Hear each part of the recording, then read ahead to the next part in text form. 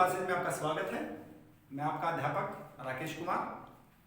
प्यारे बच्चों, जैसा कि आप जानते हो कि हम भूगोल की जो सीरीज है वो शुरू कर चुके हैं और इससे पहले हम 2 वीडियो डाल चुके हैं। भारतीय भूगोल के अंदर भारत की जो स्थिति है, जो विस्तार है, उसके बारे में बात कर रहे हैं। धीरे धीरे हम संपूर्ण भारत की जो जानकारी है वो आपके सामने पेश करेंगे। आज तीसरी जो कक्षा है उसके बारे में बात करते हैं। पिछली जो कक्षा थी उस कक्षा में हमने आपको बताया था कि भारत की जो कर्क रेखा है वो कितने प्रदेशों से गुजरती है और उसका महत्व क्या है। आज उसी बात को आगे बढ़ाते हुए हम चलते हैं। हम बात करते हैं भारत की मानक समय रेखा का।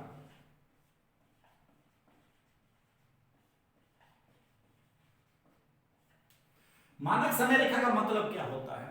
इंडियन स्टैंडर्ड जो टाइम होता है, मानक समय जो हमारा होता है IST जिसको हम बोलते हैं, इंडियन स्टैंडर्ड टाइम, भारतीय मानक समय, जिसके अनुसार हम चलते हैं, वो एक रेखा के माध्यम से प्रदर्शित किया गया। जैसा कि मैं आपको पहले भी बता चुका हूं थोड़ा बहुत कि भाई अक्षांश रेखाओं के आधार पर हम स्थिति का ज्ञान करते हैं और देशांतर रेखाओं के आधार पर हम समय का ज्ञान करते हैं।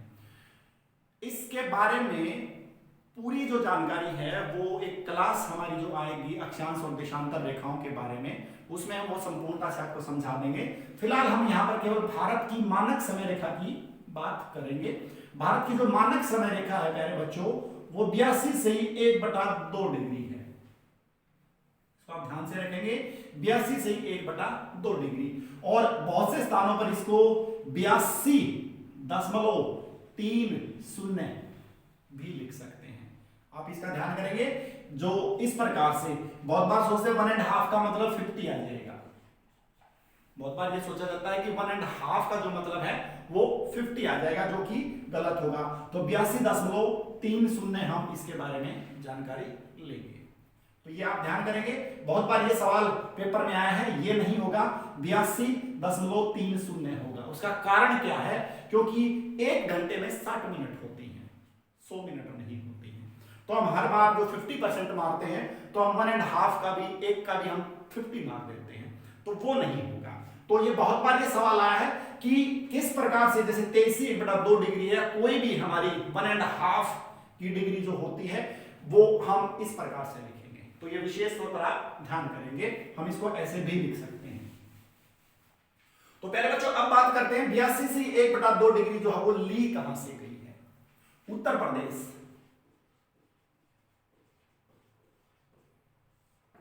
में इलाहाबाद,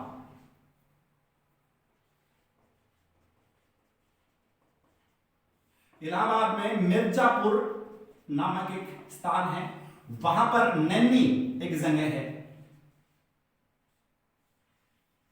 एक्यूरेट सबसे छोटी यूनिट आपकी नैनी होगी, जहां से हमने ये जो लाइन है वो ली है। फिर बता रहा हूं, पहले भी बताया था, यह एक काल्पनिक रेखा है और इसी काल्पनिक रेखा के आधार पर भारत और पूरे विश्व के जो समय हैं देशांतर रेखाओं के आधार पर वो चल रहे हैं। तो उत्तर प्रदेश के इलाहाबाद में मिर्जापुर नामक एक जगह है, वहां पर नैनी नामक एक स्थान है, वहां से 82 से 1/2 डिग्री जो समय मानक समय रेखा है वो खींची गई है।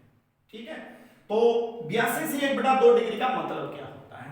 देखो प्यारे बच्चों, जब हम पूर्व की तरफ चलते हैं 0 डिग्री से, जब हम पूर्व की तरफ चलते हैं तो 1 डिग्री देशांतर के चलने पर 4 मिनट का समय बढ़ जाता है जब हम पूर्व की तरफ जाते हैं। और जब हम पश्चिम की तरफ जाते हैं तो 4 मिनट का समय कम हो जाता है। तो 0 degree GMT, Greenwich mean time, England London से जो गुजर रही है वो हमारी प्रधान समय रेखा मानी जाती है विश्व की। लेकिन हम फिलहाल भारत की बात करेंगे यहां पर। तो 0 डिग्री से जब हम 82 से 1/2 डिग्री जाएंगे तो 1 डिग्री पर 4 मिनट, 82 डिग्री पर कितने होंगे प्यारे बच्चों? 4 दूनी 8, 4 8 32, 328 मिनट हो जाती है। 1 डिग्री पर प्यारे बच्चों 4 मिनट, आधे डिग्री पर 2 मिनट, 328 में वो हम 2 और जोड़ देते हैं। कुल मिलाकर कितनी हो जाती है? 330 मिनट हो जाती हैं और 1 घंटे में 60 मिनट होती हैं। और जब इस प्रकार हम इसको डिवाइड बाय करते हैं तो निकल कर आता है 5 घंटे 30 मिनट।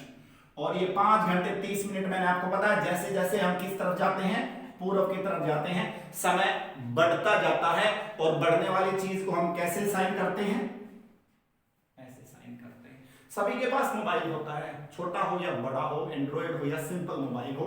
जब भी आप समय जोन सेट करते हो तो आपका समय जोन +530 होता है। +530 का मतलब क्या होता है कि 0 डिग्री से भारत का जो समय है वो 5.5 घंटे आगे है।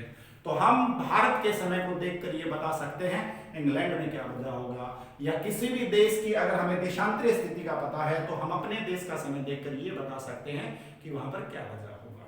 इसकी जानकारी हम विस्तार से आगे लेंगे।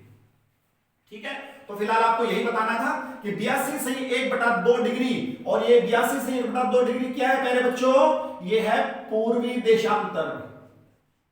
मैंने आपको बताया था देशांतर या तो पूर्वी हो सकता है, देशांतर या पश्चिमी हो सकता है, अक्षांश या तो उत्तरी हो सकता है, अक्षांश या फिर दक्षिणी हो सकता है।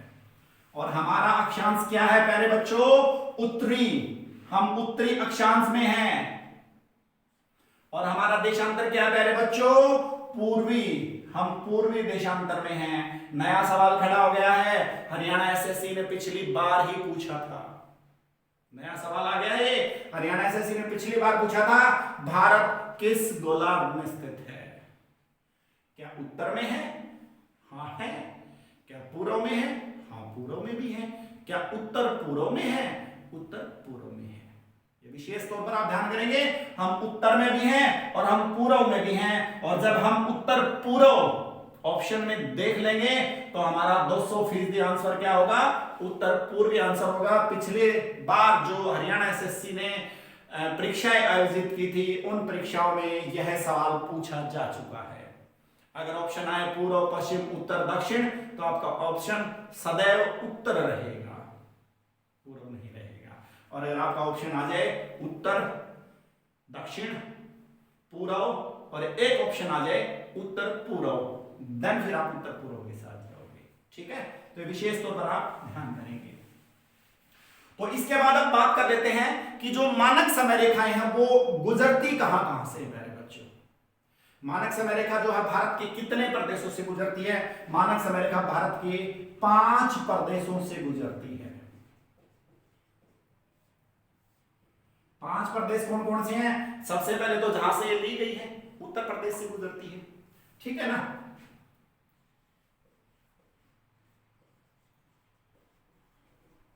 उत्तर प्रदेश के जस्ट नीचे क्या है प्यारे बच्चों, मध्य प्रदेश आ जाता है। मध्य प्रदेश में से एक स्टेट बनाया गया है छत्तीसगढ़। प्यारे बच्चों छत्तीसगढ़ से भी ये लीड गुजरती है। उत्तर प्रदेश, मध्य प्रदेश, छत्तीसगढ़।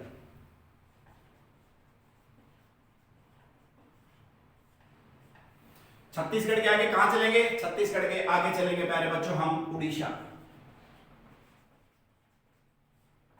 और उड़ीसा के साथ हम नीचे आ जाएंगे थोड़ा सा आंध्र प्रदेश।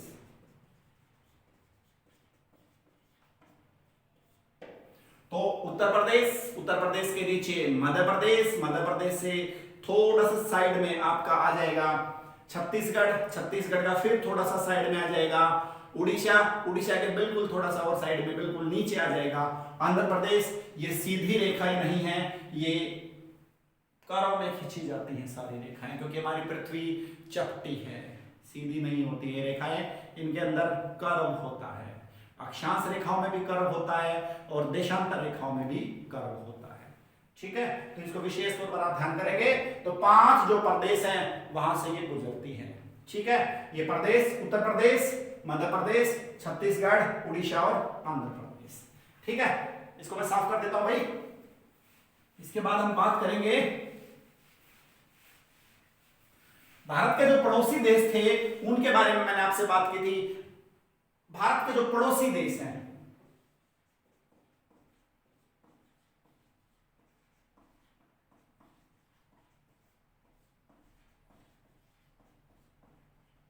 उनकी जो सीमाएं हैं वो जल और स्थल से जुड़ी हुई होती हैं। ऐसे कितने प्रदेश हैं भारत के साथ, जो ऐसे कितने देश हैं जिनकी सीमा भारत के साथ सिर्फ जलीय है? ध्यान से देखिए, भारत के साथ जलीय सीमा, माफ कीजिए, सिर्फ जलीय सीमा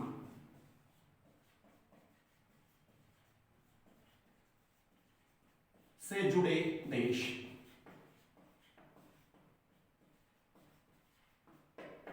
प्यारे बच्चों, सिर्फ जलीय सीमा से जुड़े देश, सबसे नीचे हम आ जाएंगे श्रीलंका के पास।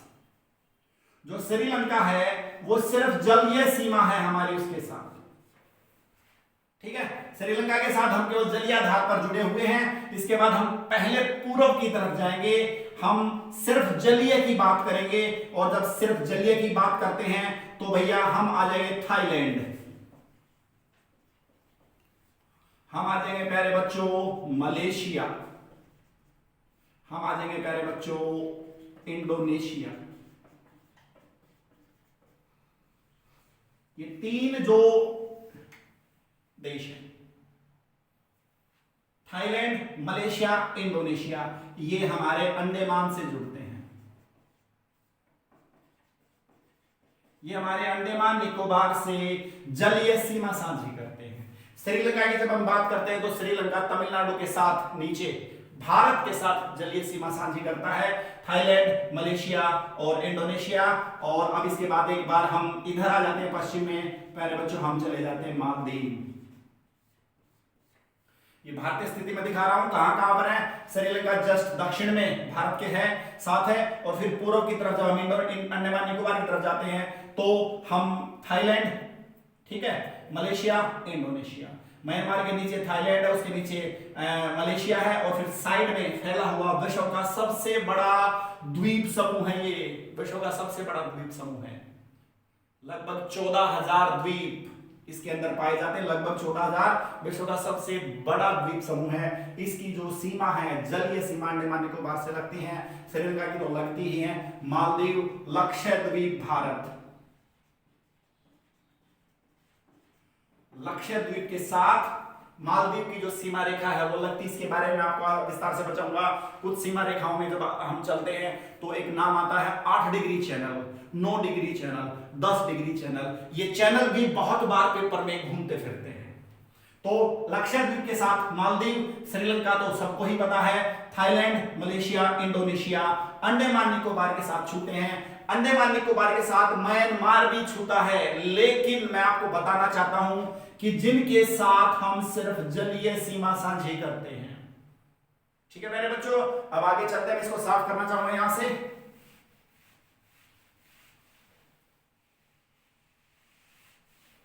ऐसे प्रदेश भारत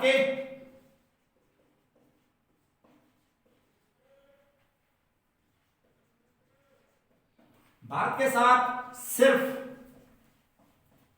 स्थलीय सीमा साझी करने वाले,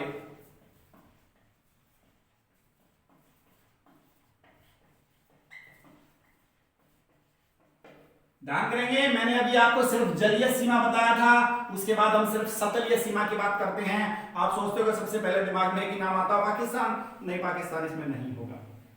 ठीक है, एक नाम हम यहां पर ले लेते हैं प्यारे बच्चों, चीन। चीन भारत के साथ सिर्फ स्थलीय भाग से जुड़ा हुआ है। एक नाम ले लेते हैं प्यारे बच्चों हम, नेपाल। नेपाल भारत के साथ सिर्फ स्थलीय सीमा से जुड़ा हुआ है। एक नाम ले लेते हैं प्यारे बच्चों हम, भूटान। भूटान भारत के साथ सिर्फ स्थलीय सीमा से जुड़ा हुआ है। और एक नाम और हम लेना चाहेंगे, अफगानिस्तान। अफगानिस्तान के साथ मैंने आपको बताया था भारतीय सीमा 106 किलोमीटर की है। 106 किलोमीटर। बचपन में एमबीए किया। अफगानिस्तान सबसे कम सीमा हमारी अफगानिस्तान के साथ लगती है, तो अफगानिस्तान के साथ भी हम सिर्फ स्थलीय सीमा साझी करते हैं। भूटान के साथ थंडरबोल्ट, उसके साथ भी हम सिर्फ स्थलीय सीमा साझी करते हैं। नेपाल के साथ भी हम सिर्फ स्थलीय सीमा साझी करते हैं। चीन के साथ भी हम सिर्फ स्थलीय सीमा साझी करते हैं। हालांकि चीन के साथ मैं एक नाम और लिखना चाहूंगा, तिब्बत। हालांकि तिब्बत चीन अधिकृत क्षेत्र माना जा चुका है, लेकिन तिब्बत का आज भी एक स्वतंत्र एरिया है जिसको तिब्बत ये मानता है कि हम आजाद हैं। लेकिन ये बात सिर्फ बताने के लिए है आप लोगों को प्यारे बच्चों, सबको पता है कि तिब्बत चीन के अधीन क्षेत्र में जा चुका है। ठीक है, तो हम इसको देशों की श्रेणी में नहीं रखते, हालांकि तिब्बत देशों की श्रेणी में आता है। तिब्बत की जो राजधानी है वो लहासा है और वो अपनी आजादी के लिए लड़ भी रहा है। लेकिन फिलहाल हम बात करते हैं चीन की, नेपाल की, भूटान की और अफगानिस्तान की। तो प्यारे बच्चों, ये वो देश है भारत के साथ जो सिर्फ स्थलीय सीमा से जुड़े हुए हैं। मैं इसको मिटाना चाहूंगा यहां से।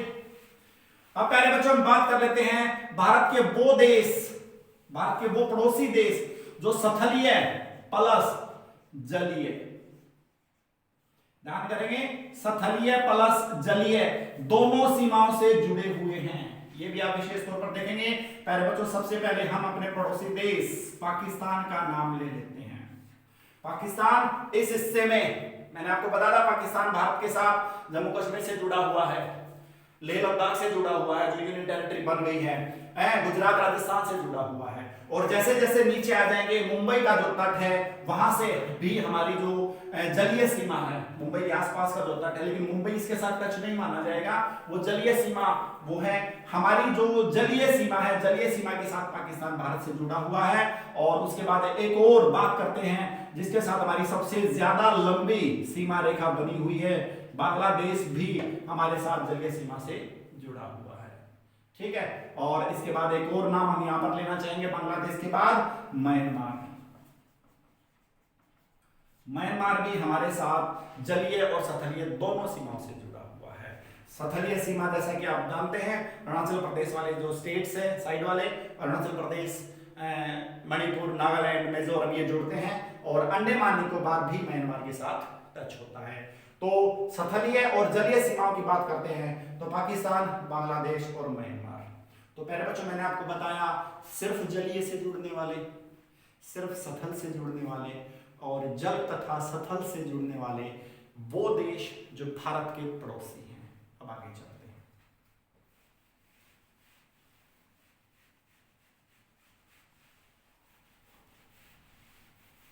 अब पहले बच्चों बात कर लेते हैं भारत के साथ जो पड़ोसी देश हैं, हमारे जो पड़ोसी देश हैं उनके साथ जो हमारे राज्य हैं और केंद्र शासित प्रदेश हैं, उनकी जो सीमाएं हैं वो कौन कौन सी लगती हैं। देखिए, भारत के जो पड़ोसी देश हैं उनके साथ, पड़ोसी देशों के साथ लगने वाले भारतीय राज्य, और एक और चीज लिखना चाहूंगा, राज्य व केंद्र शासित प्रदेश, क्योंकि अब भाई केंद्र शासित भी आगे हैं जो देशों के साथ लग रहे हैं। तो सबसे पहले हम यहां पर एक नाम लेंगे, पाकिस्तान।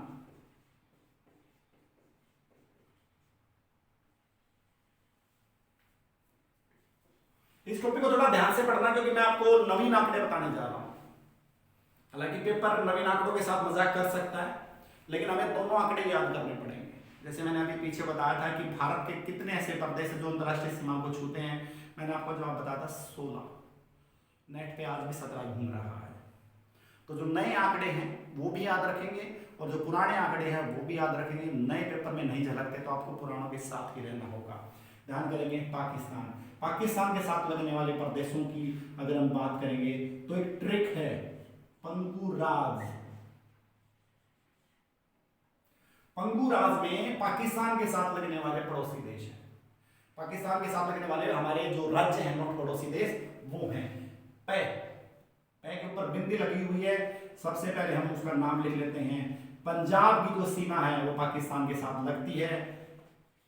गुजरात की जो सीमा है वो पाकिस्तान के साथ लगती है। राजस्थान की जो सीमा है मेरे बच्चों वो पाकिस्तान के साथ लगती है। और जम्मू कश्मीर की जो सीमा है मेरे बच्चों वो पाकिस्तान के साथ लगती है। लेकिन आपको यहां पर थोड़ा सा अमेंडमेंट करना है, जम्मू कश्मीर प्लस लद्दाख की सीमा पाकिस्तान के साथ लगती है। आप विशेष तौर पर ध्यान करेंगे, 1 2 3 राज्य हैं, 1 2 2 केंद्र शासित प्रदेश हैं। पहले ये एक ही राज्य हुआ करता था, इसलिए ये ट्रिक उसी समय की चल रही, इसमें अमेंडमेंट नहीं किया और हो भी नहीं पाया अमेंडमेंट, वरना मैं जरूर करता। आगे अगर हो गया अच्छे से अमेंडमेंट तो जरूर किया जाएगा। तो फिलहाल आप याद करेंगे पंजाब, गुजरात, राजस्थान, जम्मू कश्मीर भी लगता है, जम्मू कश्मीर में से ही लद्दाख निकाला गया है। दोनों केंद्र शासित प्रदेश बना दिए गए हैं। फिलहाल यही सिचुएशन है, तो इस चीज को आप यहीं पर रखेंगे, यहीं तक रखेंगे। आगे पाकिस्तान के बाद मैं आगे चलता हूं प्यारे बच्चों, चीन के साथ।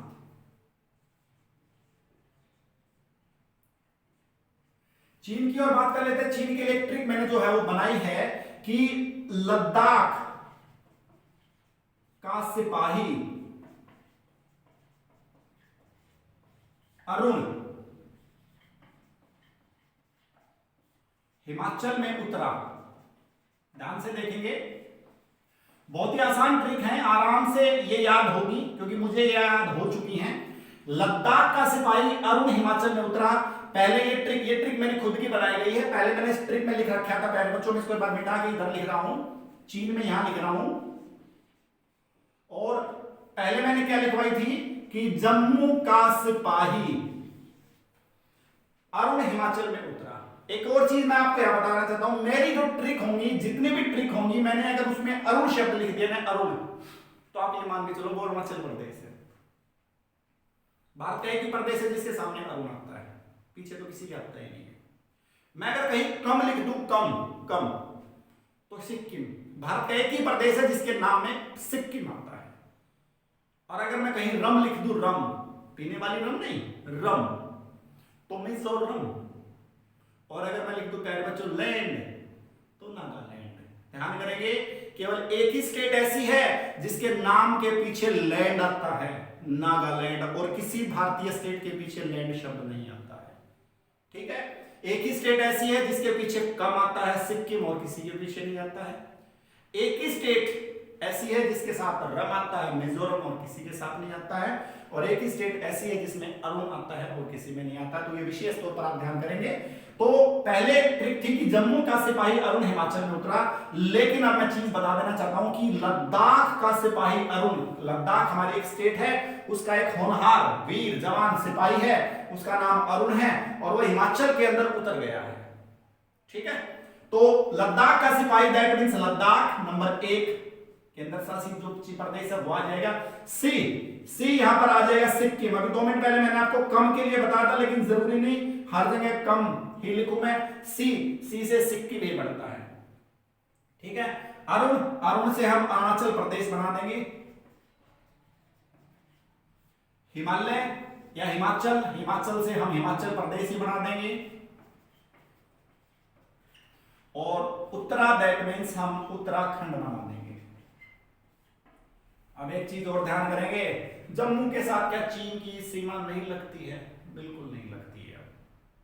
पहले जम्मू कश्मीर के साथ चीन की सीमा लगती थी। इससे पिछली जो कक्षा थी उसमें मैंने एक लाइन बताई थी, और वो लाइन बेटा पुराने आंकड़ों से संबंधित थी। मैंने आपको बताया था जो LAC है, लाइन ऑफ एक्चुअल कंट्रोल है, वो जम्मू कश्मीर के भारतीय हिस्से और अक्साई चीन के बीच में से है। उसमें थोड़ा सा बेटा अमेंडमेंट कर लो, उस दिन वो दिमाग से स्लिप हो गई थी कि जम्मू कश्मीर का वो हिस्सा जहां पर लाइन ऑफ एक्चुअल कंट्रोल है वो इस हिस्से में चला गया है, लद्दाख में चला गया है। तो ये आंकड़े जो हैं ये बदल गए हैं। जब लद्दाख जम्मू का ही हिस्सा हुआ करता था तब चीन की सीमा जम्मू के साथ लगती थी, जम्मू कश्मीर के साथ लगती थी। लेकिन जैसे ही लद्दाख को यूनियन टेरिटरी के तौर पर खड़ा कर दिया गया है, जम्मू कश्मीर की जो सीमा है वो पाकिस्तान से लगनी शुरू हो गई है। अफगानिस्तान और जो आपका चीन है बेटा वो लद्दाख को छूने लगा है। जगह वही है, नाम बदल गए हैं। नाम क्या बदल गए हैं? लद्दाख को एक दर्जा मिल गया है। ये आप ध्यान करेंगे कि लद्दाख का सिपाही अरुण हिमाचल में उतरा, तो लद्दाख याद रखेंगे, जम्मू भी आप अपने दिमाग में याद रखेंगे, हिलाएंगे नहीं। कहीं ऐसा ना हो कि लद्दाख ऑप्शन में ही ना दिया जाए, क्योंकि पेपर वालों के ऊपर डिपेंड करता है, क्योंकि आंकड़े अब भी यही घूम रहे हैं। लेकिन मेरा फर्ज बनता है कि आपको नए आंकड़ों के साथ हम लेकर आगे चले। तो लद्दाख का सिपाही अरुण हिमाचल में उतरा, ये ट्रिक आपको याद करनी है। मैं इसको यहां पर मिटाना चाहूंगा।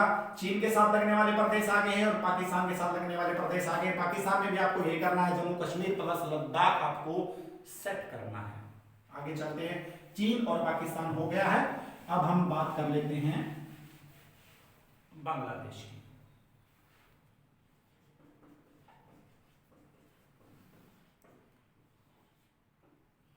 बांग्लादेश जिसके साथ हम सबसे लंबी जो सीमा है वो साझी करते हैं, ठीक है ना। बंगाल, बांग्लादेश,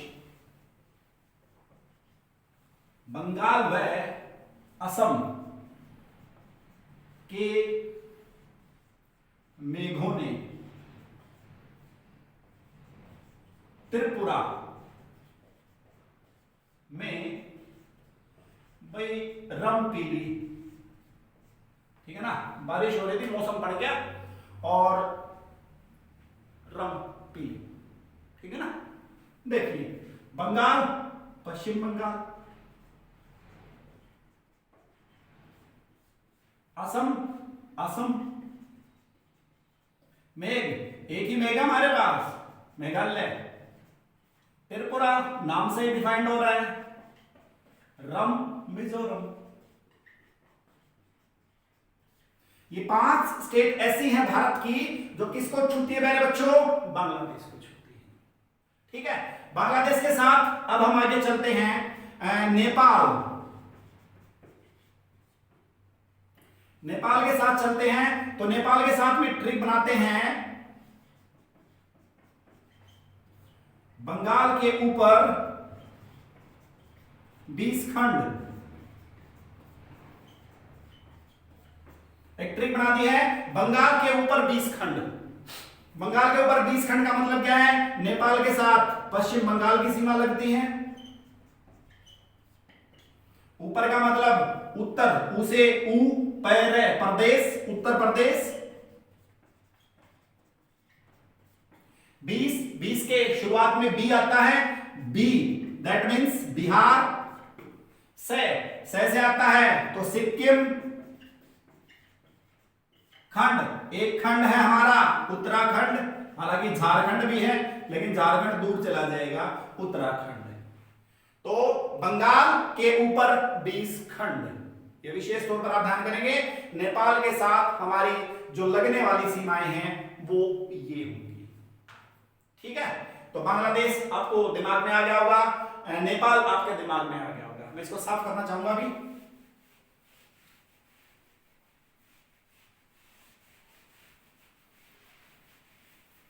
अब प्यारे बच्चों हम बात कर लेते हैं भूटान की। भूटान भी हमारा बेहतरीन पड़ोसी देश है।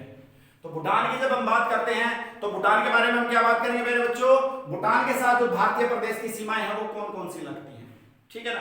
अब इसके बारे में जब बात करनी है तो हम क्या बोलेंगे? देखिए अब अरुण, इसको ध्यान से करेंगे। अरुण यहां पर फिर से आ गया है। अब अरुण का सिक्का चलता है।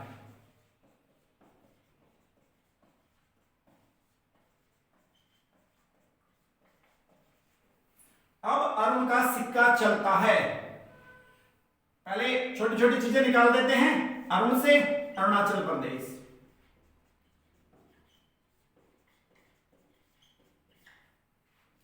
ऐसे असम,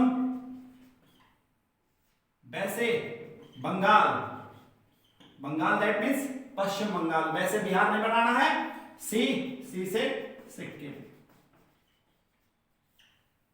ये ध्यान करेंगे। भूटान के साथ हमारे 4 प्रदेश लगते हैं। भूटान, ठीक है, भूटान के इस साइड सिक्किम है भैया, ठीक है। एक चोंच थोड़ी सी बंगाल, पश्चिम बंगाल की लगती है। इधर से अरुणाचल प्रदेश टच होता है और इधर से असम टच होता है। तो असम, बंगाल, अरुणाचल प्रदेश और सिक्किम भूटान के साथ लगने वाले भारतीय प्रदेश हैं, ठीक है। मैं इसको साफ करना चाहूंगा। एक और रहेगा मेरे बच्चों म्यांमार।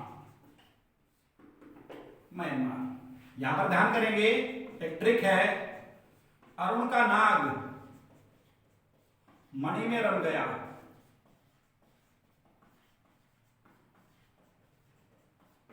हिस्ट्री के कई फायदे हैं। हिस्ट्री का सबसे बड़ा फायदा यह है, जो 7 सिस्टर्स हैं, बहुत से बच्चों को यह नहीं पता होता 7 सिस्टर्स कौन कौन सी हैं। उनके नाम ही बच्चे याद नहीं कर पाते, क्योंकि ये सबसे टिपिकल 7 सिस्टर्स के नाम होते हैं। तो अरुण का नाग मणि में रम गया। अरुण अरुणाचल प्रदेश, नाग नागालैंड,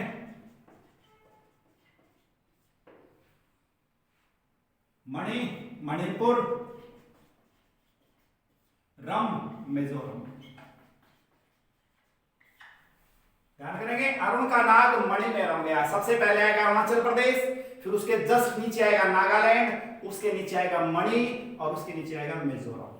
ये विशेष तौर पर आपको ध्यान देना है। बहुत बार हम भूल जाते हैं, मणिपुर में भी एम स्टार्ट होता है, मिजोरम में भी एम स्टार्ट होता है, तो मणिपुर ऊपर है, मिजोरम ऊपर है, तो नागालैंड, नाग हमेशा किसके ऊपर बैठता है? मणि के ऊपर बैठता है। तो अरुणाचल प्रदेश, नागालैंड, मणिपुर और मिजोरम। ये याद रखना आपको प्यारे बच्चों कि म्यांमार के साथ लगने वाले जो भारतीय प्रदेश हैं वो ये हैं। और इसके साथ साथ मैं आपको एक और बता देता हूं, म्यांमार के साथ अंडमान निकोबार की जलीय सीमा भी लगती है। ठीक है, इसको आप विशेष तौर पर आप ध्यान करेंगे। इसको आप उतार लीजिए, ठीक है ना। इसके बाद आगे चलते हैं। इससे मैं इसको साफ कर रहा हूं, इसको उतार लीजिए। उतार दिया होगा आपने, ठीक है। इसके बाद हम आगे चलेंगे, आगे टॉपिक पे आएंगे।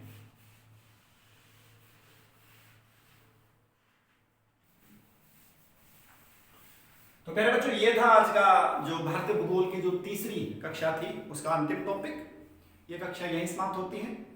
अगला जो भाग आएगा उसमें हम फिर से इसी से आगे कक्षा को जो है वो आरंभ करेंगे। उम्मीद करता हूं आपको ये जो टॉपिक है वो समझ में आया होगा। तो प्लीज इसको सब्सक्राइब कीजिए, कमेंट जरूर कीजिए अगर कोई कमी रह गई है। ठीक है, कुछ बच्चों के कमेंट्स आ रहे हैं कि सर आवाज की थोड़ी सी प्रॉब्लम है। मैं कोशिश तो बहुत कर रहा हूँ ऊंचा बोलने की, लेकिन लॉकडाउन की वजह से जो माइक सिस्टम है वो नहीं उपलब्ध हो पा रहा है। जैसे ही माइक सिस्टम उपलब्ध हो जाएगा हम आपकी ये समस्या भी दूर कर देंगे। और इस कक्षा के बाद मैं कक्षा आपके सामने लेके आ रहा हूँ पब्लिक एडमिनिस्ट्रेशन की, लोक प्रशासन की। बहुत से बच्चों की कमेंट्स आए हैं 12वीं कक्षा के जो बहुत से बच्चे हैं कि सर पब्लिक एड की कक्षा भी डाल दीजिए, क्योंकि पब्लिक एड की कक्षा कहीं पर भी दिखाई नहीं दे रही है। तो मेरा वायदा है आप लोगों से, इस कक्षा के बाद डेफिनेटली मैं पब्लिक एड का जो पहला चैप्टर है वो आपके सामने पेश करूंगा। अब यहीं मैं आपसे इजाजत चाहूंगा। Thank you so much.